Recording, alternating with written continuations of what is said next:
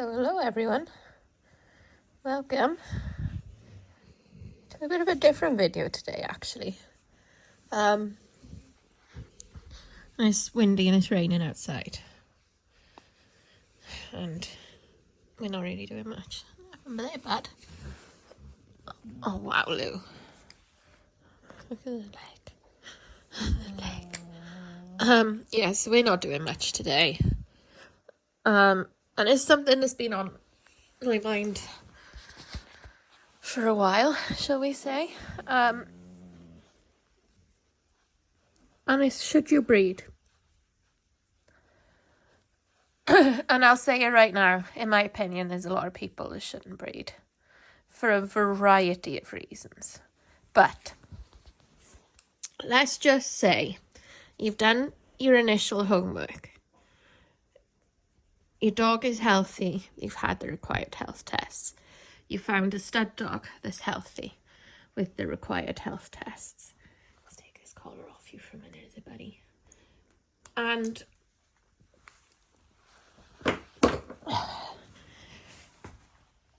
now is, should you actually breed? So, has your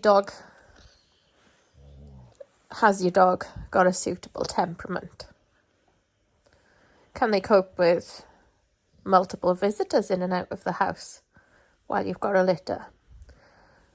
Can they cope with looking after a litter? Have they got that sort of temperament? And some dogs will surprise you on that, I'm not saying, even if you think they might not be particularly good. Are you prepared to hand rear a litter if things go wrong?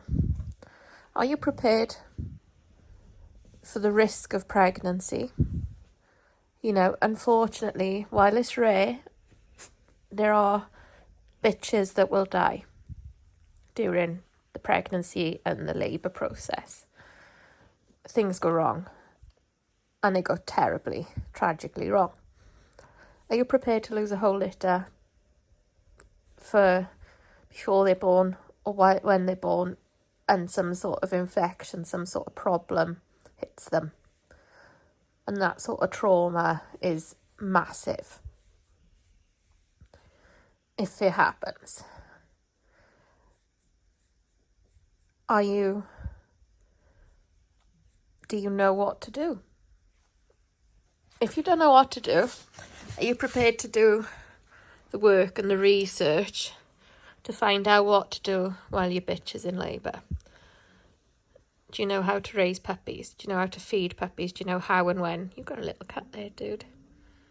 Got a little cat there. Yeah.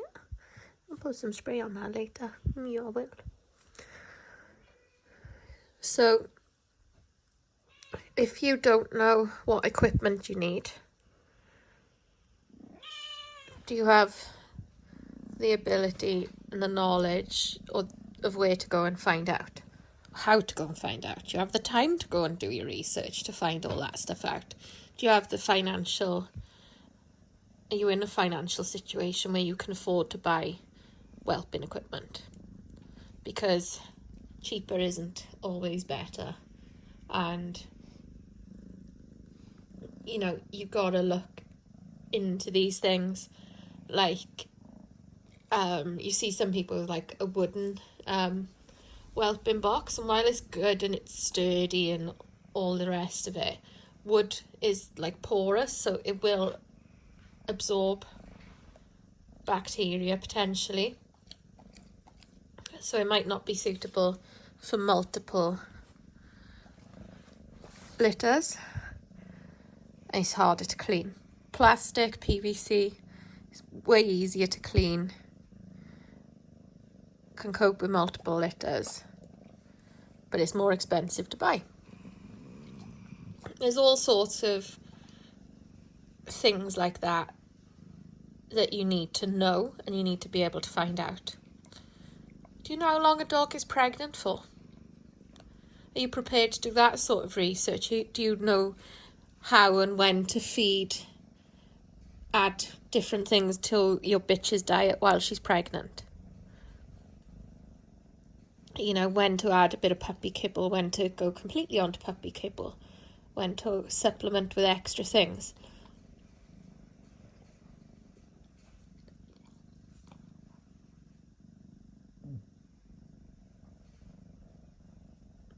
Something sounds weird, don't they? I think it's something on top of the washing machine. Do you know how to write an advert? Do you know how to write a puppy contract? Do you have a puppy contract you can work from and adjust to your own needs? Do you have a waiting list? Because it is really tough to sell puppies right now. Take a look at the for sale adverts and take a look at how many puppies are still available past the 8-week mark when they should be going to their new homes. Do you know how to sell puppies? Do you have the time to speak to prospective owners? Do you know what to ask them? Do you know what a perfect home is for a Dalmatian? Are you knowledgeable enough to give advice to your puppy owners when you've only got the one dog, when you've not experienced a reactive dog, a nervous dog, a dog that doesn't like fireworks, spay incontinence? Do you know how to advise people on how to train them certain things?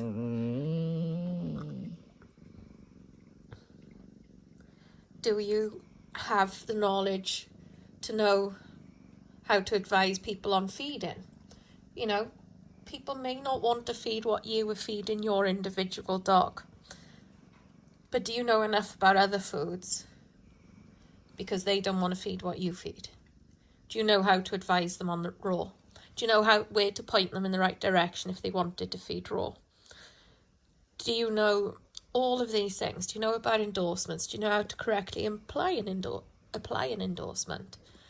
And for those of you that aren't in the UK we have breeding endorsements where when we register the puppies, us as breeders will tick a box and it'll say endorsement, it's like a breeding endorsement and an export pedigree endorsement. So basically, if they bred this dog without your consent and you've taken off the breeding endorsement, they can't register the puppies. If they wanted to export the dog abroad, that pedigree can't be exported unless you have taken that endorsement off. So safeguarding your puppies, your dogs. But when you put this on their pedigree, on their registration documents, you then need to print off an extra form from the Kennel Club that your new puppy owners need to sign that acknowledge the endorsement. So the other thing you can do is in your puppy contract, you can include terms of how to remove the endorsement. So for us personally, they've got to be over 2, they've got to be hip and elbow scored, and they've got to be of sound health and temperament, and you need to find a suitable stud dog that we approve of. So that is our personal terms. And for the boys, if you want them to be a stud dog, they have to also be proven in the show ring. And you have to agree that they're only allowed to cover Kennel Club registered, Bayer tested, full urine bitches.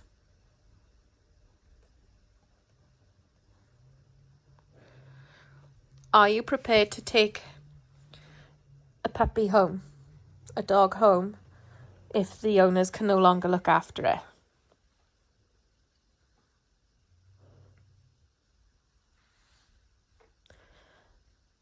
And sometimes they'll be returning the dog because it's got health or temperament issues that they can't cope with. Can you cope with them? Are you prepared to make the hardest decision and potentially put a dog down. Because there's somebody on one of the Facebook groups right now that is basically facing that decision. They've got an extremely reactive dog, that's reactive towards people and dogs, and trainers and vets, etc. can't seem to get to the bottom of it, and behaviourists, and they are at their wits' end. Is very negatively affecting their life, and they are basically being faced with making the choice to put the dog down. They have contacted this dog's breeder, who has ignored them. It's disgusting that breeder has ignored them. But if I were ever in that situation to take a dog in that, with those problems back, I would have to be prepared to make that choice to put that dog down. It's a problem you can't pass on. It's a risk to other people and other dogs. And in the UK, it is illegal to have a dangerously out of control dog. And if that dangerously out of control dog bit somebody, you could be prosecuted by the police. You could face fines in prison. It's very, very serious. And your dog would still be put down. So, there's a lot of extra considerations to make when breeding dogs, and breeding a dog because you want one of your dog's puppies is a lovely, noble intention, but you've got to be prepared for everything else that comes with it. And in all honesty, go back to your dog's breeder and get one of your dog's relatives, because you won't have the stress and the heartache that can come with breeding dogs. And, you know, it's a wonderful thing. It's a wonderful experience, but it's also very, very hard. It's very, very sad on some occasions. It's very, very joyous on others.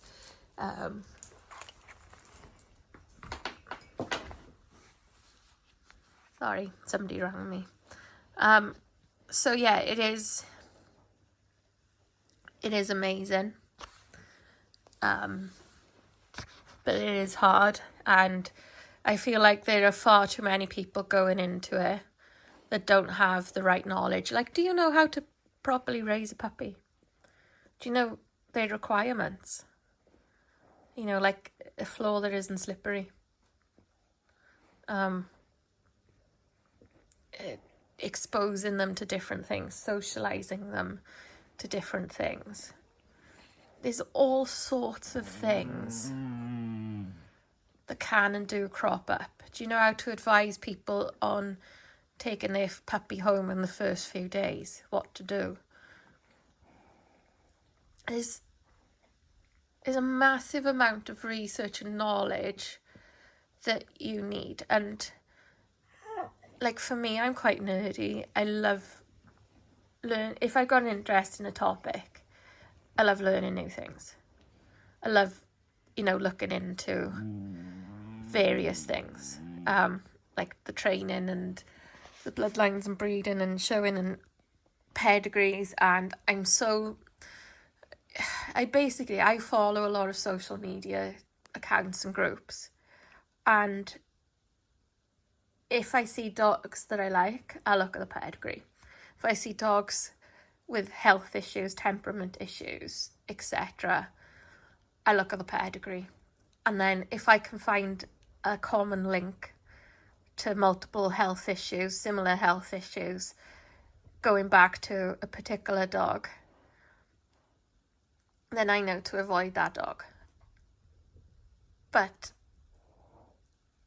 going in completely blind and just going, oh, that's a good dog, that's a pretty dog, that's a cheap stud fee, whatever, I just want to make puppies and it doesn't matter what stud dog I use, is completely wrong. It's a complete wrong attitude. And there are far too many people breeding with such poor considerations. There are far too many people breeding from dogs with poor health, poor temperaments, and not just amateur hobby breeders or one-time breeders, breeders that have been in the breed a long time and knowingly breeding from dogs with health problems. And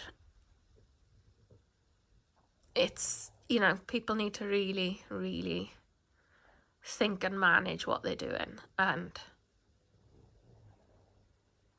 it's hard, and no dog is perfect, and no puppy is perfect, and no combination is perfect. But there are things that can easily be researched to prevent common problems. And yeah, basically you've got to acquire the knowledge, and relying on somebody else all the time is not fair.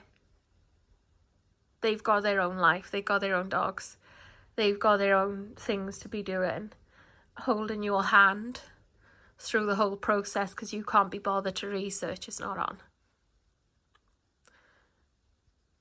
So anyway, I am going to leave this here, and I shall see you all soon. Bye.